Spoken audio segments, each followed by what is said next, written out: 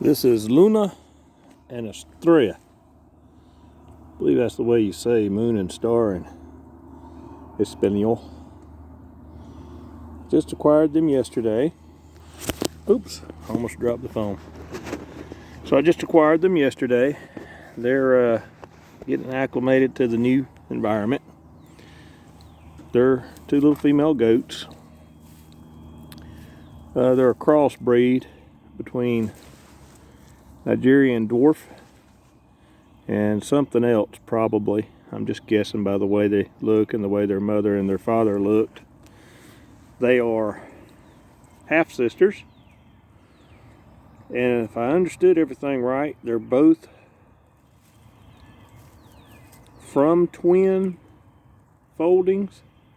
So they had brothers.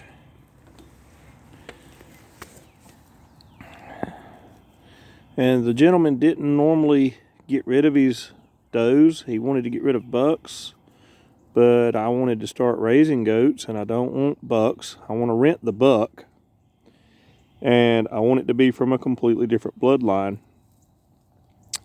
And then I'll sell the bucks that are born out of them and keep only the does that I have. And I'm going to use these for land clearing, pets, and the bucks will probably come some meat. So if you'd like to see some stuff like that, I'm going to be doing some stuff like that. What's the matter? What's the matter, Luna? You don't like that? You liked it a minute ago. You like your treats? I gave them some little treats, and I give them the treat, and then I call them, and then I take the treat away. And the reason I'm doing that is I want them to learn at a young age to come to my call. So whenever I put the treat out, we call them. So here they'll come, and that's what I'm hoping for. Now, we had a buck goat before, and he was by himself, and he was mean, and he was crazy, and he stank. That's why I will rent a buck.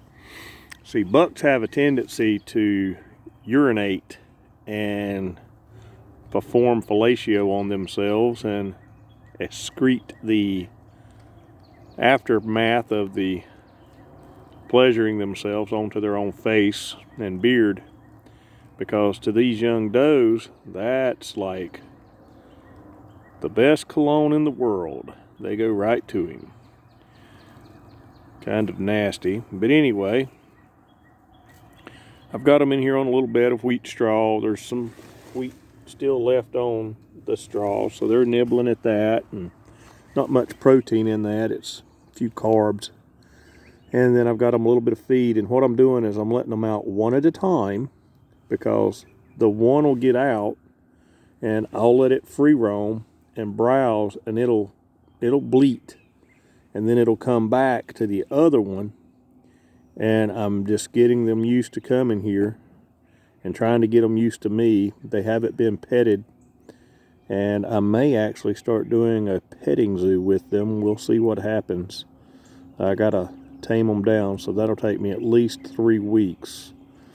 My wife is an animal lover, so for her, she doesn't want to eat anything if she sees its face, and she was so worried that I was bringing these home to shove them in the oven. I mean,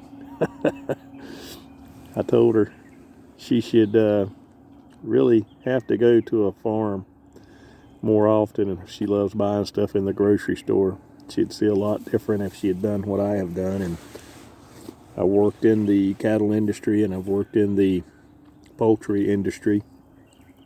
Now, I don't say farm, I say industry, because I went from being raised on a farm where we butchered our own beef and butchered our own hogs.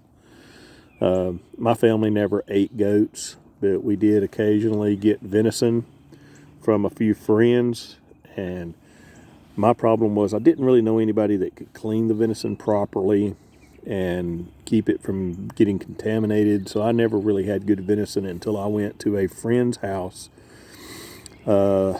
just northwest of Decatur, Illinois. And his wife made some deer meat for us out of one of those mule deer. And those were some of the best steaks, venison steaks, that I've had to this day. And I've eaten some in some places that claim to have the best. And this woman had time with raising twins.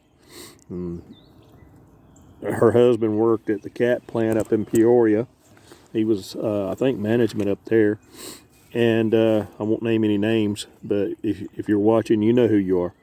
And we got up there, and I'm going to quit saying that over and over. And I sound like I don't know what I'm talking about because I'm really trying to think back. So that makes me kind of lose train of thought. But anyway, that was the best deer meat I ever had. And then I had a Spanish friend, or Latino friend. I won't say Spanish because Spain is not our Latin American friends. But anyway,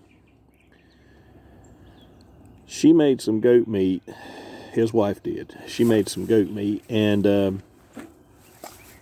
that was some of the best eating I ever had. And I kind of told the deer story because in my mind, they have kind of the same flavor, and it's different. It's good. And if you haven't had it yet, sorry, girls, maybe I made you jumpy by talking how delicious you could be, but I won't eat you, I promise.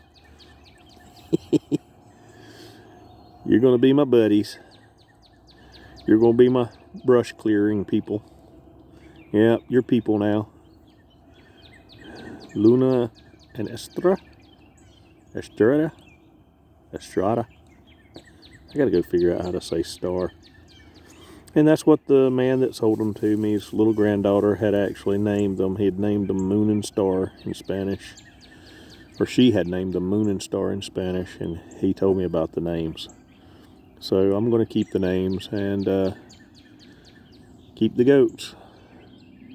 Next year, we'll put a buck with them. They'll become moms for the first time. I want to wait a year before I let them breed. I've been reading some stuff that it's better to wait a year.